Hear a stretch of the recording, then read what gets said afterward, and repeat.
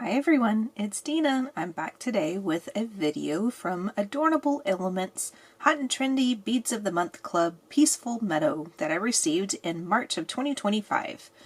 We will be making an earring today. So I've already got one earring made, and then we're going to make the companion to this one. So the components that you'll need from the box are going to be 4 of the tri-beads per earring, so you need a total of 8. A total of 8 of the daggers that came in the kit, and a total of 8 of the petals that came in the kit. Now the other things that you're going to need are going to be some Miyuki seed beads. I have the Duracoat galvanized yellow gold matte, I believe is the number, or the name of this one. And this is 4203F if you're interested in the number. The 15s are, the name is kind of cut off on it. So it's Duracoat Opaque Spanish, and then something got cut off. So I'm not quite sure exactly the name of it. It's Duracoat Opaque Spanish something. But its number is 4491 on the 15s. So we've got the 11s and the 15s. You'll need a set of ear wires, and then I'm going to use a wire guard on the back of the earring just to make it a little bit more stable, to help out with not having to add a bunch of seed beads and stuff like that. So I'm going to use a wire guard. You'll need a needle and some thread. I'm using a size 11 needle. It's kind of a slightly loved curved needle, but it'll work. And then we've got Wildfire size 006 inch. And I have the green color today because I'm using a bunch of green beads. So go ahead and get those supplies out and then meet me back and we'll start this short little earring tutorial. Alright, so the first thing we need to make sure that you're aware of are the petals. The petals have 2 different sides to them. You have a side that is more of a cup shape where your petal sits like this. And then you have the back side where your petal sits more like this. So the cup is facing downwards. So we want to make sure that when the cup is facing upwards like this, that's going to be your front side. When it's facing downwards, that's going to be your back side. That's going to be important so that way you make sure that your petals look the same on both sides of your earring. So with that being the case, we're going to pick up our first one. We're going to go from the back side to the front side of our petal. And then the next set of beads are going to be the front beads. Now the beads that are on the front are going to be slightly different than the beads that are on the back of the earring. So the front of the earring is going to be an 11, a 15, a triangle, a 15, and an 11. Those are the beads on the front of the earring. We're going to pick up our second petal. And this one is going to be from the front to the back side. And then we're going to do our beads on the back of the earring, which is going to be 11, 2 15s, and an 11. This is basically right angle weave that we're going to end up doing. We're just doing it in more of like a 3D fashion. So we have all of our beads on there. We're going to go ahead and tie this into a knot. Just make it a little bit easier right now to go ahead and do that. And then when we get all of our beads in on our earring for the front and the back, then we'll go ahead and tie this off before we start doing more stuff along the back. Because once we start getting to the back side, it makes it a little bit harder if you don't tie off quick enough. So this was the last set of beads that we added, the 11, 2 15s, and 11. So we want to go back through the petal. So this is the first petal. Go from the back to the front of the first petal. So we're back to the front side again. So we're going to add our front beads. Front beads was an 11, a 15, a triangle, a 15, and an 11. And then we're going to add our next petal from the front to the back. Then the back beads, which is going to be 11, 2 15s, and an 11. So these are the beads that we have on there right now, like that. Since we're coming out of the front side of this petal, we're now going to go back through that same petal from the front, or from the back to the front. And then now you have 3 of your petals on, just like that. So now we need to continue through these 5 beads on the front that we just added with that petal. And then we're going to continue through the petal to get to the back. Try not to go through the beads that are in the back or in the front, because we don't want to go through those just yet. So now we're on the back side of the earring. So now we're going to add our back beads. 11 to 15's 11. We're going to pick up our last petal, but from the back to the front this time, because we're on the back side at the moment. Oops. Then we're going to pick up our front beads. 11, 15, triangle, 15, and an 11. And when we pull all of these down, that's what you should have on at the moment. Now we're coming out of the back side of this petal right now, so we need to go from the front to the back again without going through any other beads to complete this round. And then now it should look like a jumbled mess like that. So now we need to add our last little section. So we're on the back side of the earring right now. We need to continue through the 4 beads that we added right here. So continue through those 4 beads. And one bead is a little tight. There we go. I just used my pliers to help kind of guide the bead through, or the thread through the bead. And then now, since everything got really loose, I need to make sure that I'm not going to accidentally overlap anything. Okay. So now we're through those beads. We need to continue through the petal so we can get to the front side again. And now we're going to finish off our little circle. So we need to add our last little section of front beads. So we're going to add the 11, 15, the triangle, the 15, and the 11. We're coming out of the front of the right hand bead petal here. We're going to go down from the front to the back of the petal on the left. And not go through any extra beads at the moment. So there we go. So now we have all of our beads on the front, at least at the moment, done. So I'm flipping to the back so I can finish out the back section. So the back is the 11, 2 15s, and an 11. And then we need to go from the back to the front of this next petal so we can get back to the front of the earring again. So that completes basically our right angle weave of our earring. So go ahead and get that section done, and then I'll show you the next section. Alright, so we're coming out of the petal and on the front side, right here, the one that's on the bottom. We're going to now connect all the beads here at the front to make it a little bit more stable.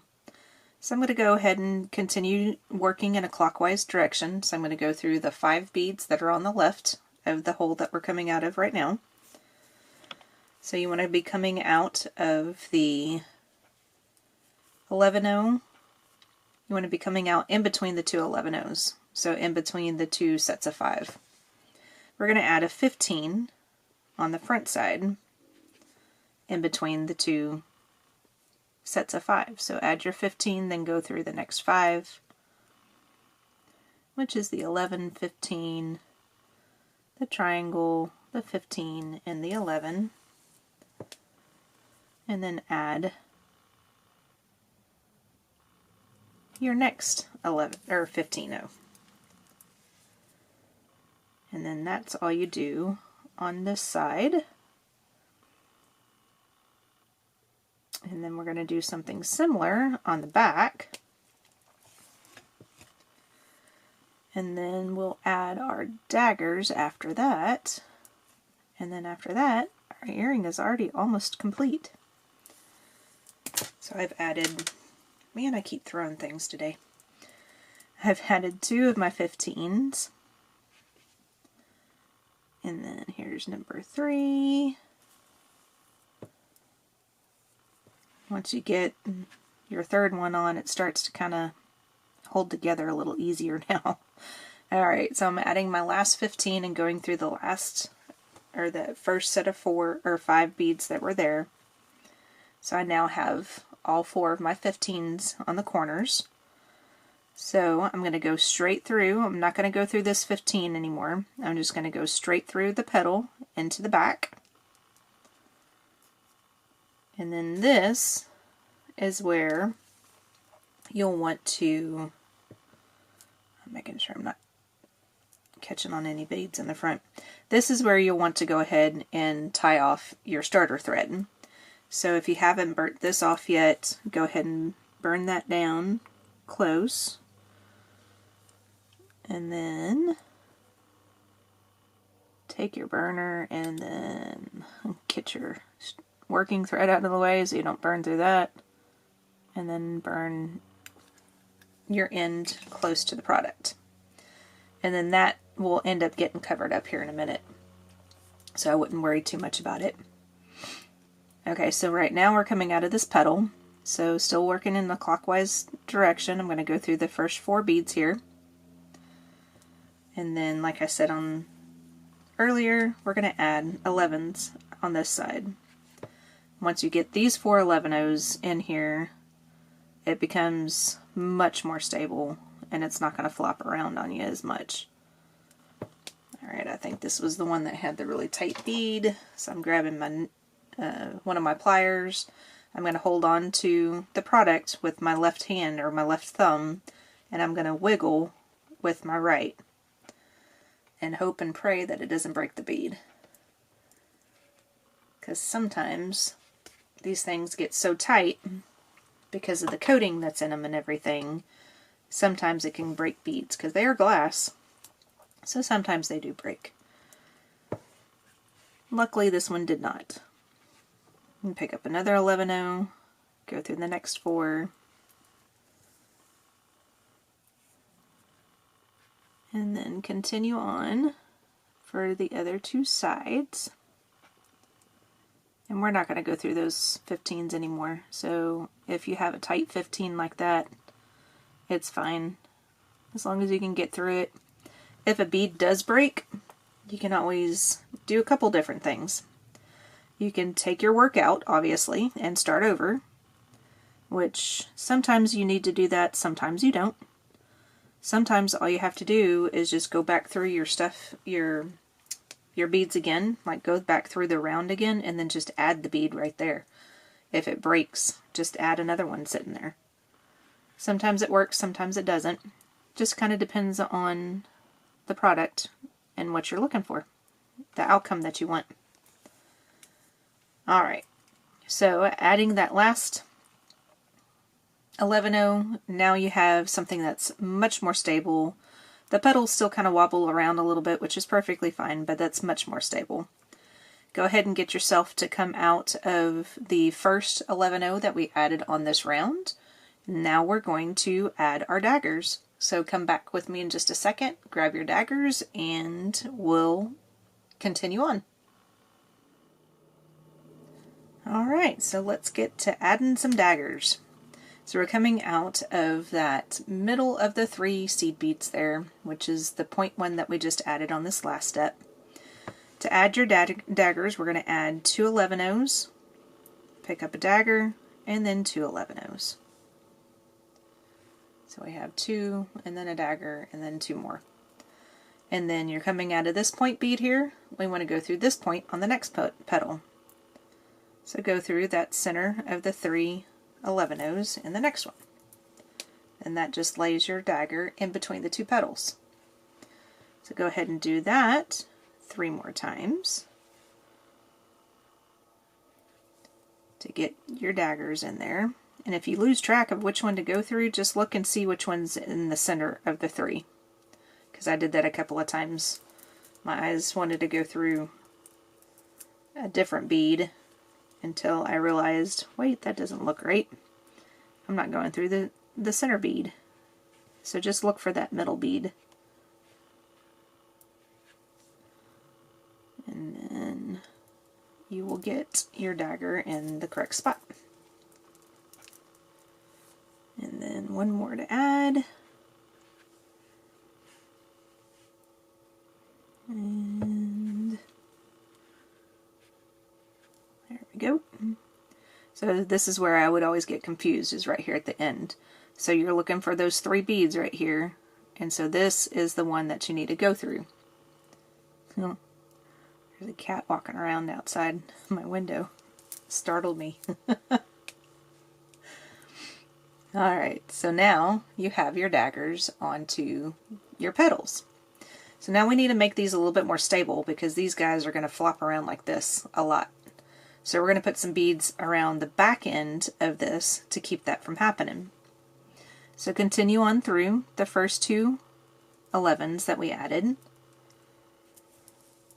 And we're going to add 4 15s. So add 4 15s. You may have to use 5 depending on what colors and stuff that you're using and how thick your daggers are. Sometimes your daggers are going to be a little bit thicker around the edge up here, and sometimes they're a little bit thinner. What you're looking for is something that's going to be tight up against here. So you might see a little bit of thread through this, but you don't want so many beads that it's so loose to allow your dagger to continue to move like that. So you want something that's going to fit pretty snugly. So I have 4 of the seed beads on this one. I'm skipping the dagger and I'm going back through, or going down the next 2 11-ohs in line. And then that should set your 4 15s along the back like that. And that should help keep your dagger from moving too much. So just continue on this one. And what you'll want to do after you get your 15s along the back of the dagger, you want to go through this part one more time, just to give it a little bit more stability, just to give it a little bit more strength to keep those daggers in place. So this part I will go ahead and break off and allow you to finish on your own, because this part will take me a couple extra seconds myself. So go ahead and continue adding your 4 of your 15-ohs over your daggers, and then go back through it one more time, and then I'll meet you back and show you how to finish it off. Alright, so let's finish this earring. Okay, so I am coming out of the second of the 2 11-ohs right here after the dagger. And I'm kind of wondering how many people recognized on this last take that I missed one of my 11-ohs over here right after my dagger when we were adding the daggers and everything. I took it back out. I added it again. It was going to drive me nuts, so I took it back out. But anyways, so moving on. So I'm coming out of the second 11-oh right here. What I want to be coming out is the first of the 2 11-ohs over here on this side. So if you want to, you can continue through the middle bead and then go up through that second bead, or you can just skip over that middle bead, because that one is actually kind of filled right now with a lot of thread and some of the coating of the bead, so it's a little bit harder for me to get in and out of. Well, I actually just went through those first 2. I just want to go through that first 1. So I continue through the 2. I'm going to go back through that 1 again. I just want to be going through that 1 bead. So I'm backtracking. There we go. Okay, so I'm coming out of that first of the 2 11-ohs before the next dagger. I'm going to pick up my wire guard. If you're not familiar with a wire guard, it's a little horseshoe shaped item, and it's got 2 openings down here in the bottom, and then it's got a channel sitting up here to where your thread can sit in, or wire, either one. So we're going to go up through one of the sides of the wire guard, and then pull that down close, and then we want to go down the other side of the wire guard, keeping the thread inside that channel that's sitting there. To do that, I usually pinch the wire guard in between my finger and thumb, and then just slowly allow the thread to go down into the wire guard, like that. So when you pull down on it, it'll bring it down to your item. Now we want to mimic the left side and make it look similar to what's on the right side. So we want to go through just that first, or that second of the 2 11-ohs. That's after that dagger bead. So this one is just this one bead. And the beads are kind of in a spot to where you just have to kind of wiggle your needle around. You'll get it through eventually, but sometimes it gets a little tough. And then just make sure you don't wrap around any of your other daggers or anything else, but when you get it all said and done, then your wire guard should look like that. We do want to go through this wire guard one more time. It is an earring. It's probably not going to get that much wear and tear or anything like that. But if there's going to be a spot on your earring that is going to potentially fray over time, it'll be the spot where your wire guard is sitting. Because it is metal, and it'll be rubbing up against the thread, which is thermally bonded, will last for a very long time. Even when it gets wet, it still lasts for a very long time. But I just feel much more comfortable with having two strands of thread through the wire guard. Darn it, and I'm still getting wrapped around stuff. I move stuff out of the way and it still finds it. Anyways, still want 2 strands of thread through the wire guard. So, going back up through the wire guard, and then back down on the other side, and then pinching it through to where it stays in the channel. So now all we have to do is tie off. So I'm going to go attempt to go through this one bead again, and then try to find a place to tie off the thread. And it keeps going through and then comes right back out again. There we go. And this is the reason why my needle is bent. Trying to get through these beads. Okay, so now we're sitting here. I'm going to try to go through that center bead. I know I said it was really tight earlier. I hope I can. Okay, it's going. Let's see if I can get my bent needle to be unbent to where it'll move through. Okay, and then I'm going to try to tie off a knot here. So to tie your knot, you want to go underneath a bridge thread, which for me, I'm just going to go straight through the center. So I'm coming out the front. And then I'm going to go from the front back to the back again with the needle. Except this time I'm going to go through that loop that I created. Now the only issue with this, and I'm trying to keep it as close as I can, but close enough to me to where I can see it, is that you want to make sure that your loop is going to go around a bridge thread, which is going to be in between 2 beads. So currently I'm trying to get in between this tip bead, the middle of the 3 beads, and this bead down here. So that's where I'm trying to get my thread to go to. So just ever so slightly, just make sure it's in there, and then you just pull tight. And then now you have a knot there. Now on my other earring that I've already made, I got the knot to go there, and then I could not get through any of these other beads. So I'm probably just going to leave it as is, just like that too. So we're going to go ahead and burn off right here. If you can get through some of the other beads, go ahead and do so. Putting more than one knot is usually a good idea as well. So just do it like we did earlier, burn off close to the end, and then use your thread burner and create a ball of thread that sits up against one of the beads. With it being green thread, you're probably not going to notice that unless you're like looking at it so close up. But then that is your earring pretty much complete, other than we have to add the ear wire. So just whichever ear wire of choice that you want. I just have these picked out because they're stainless steel, and I like to use stainless steel on my earrings. And then just make sure that your earring goes on in the correct way so it sits correctly on the ear. And then close up your ear wire. And then now you have a completed pair of your clover flower earrings. And here is your pair of earrings that we just made. So thank you very much for watching, everyone. I really appreciate it. Don't forget to hit that like button and the subscribe button so you can see more videos whenever I come out with new material.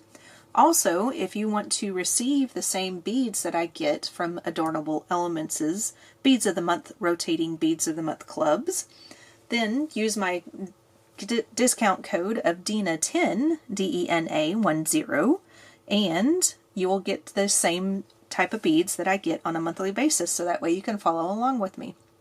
So thanks again, guys. I really appreciate you watching, and I will see you in the next video. Bye!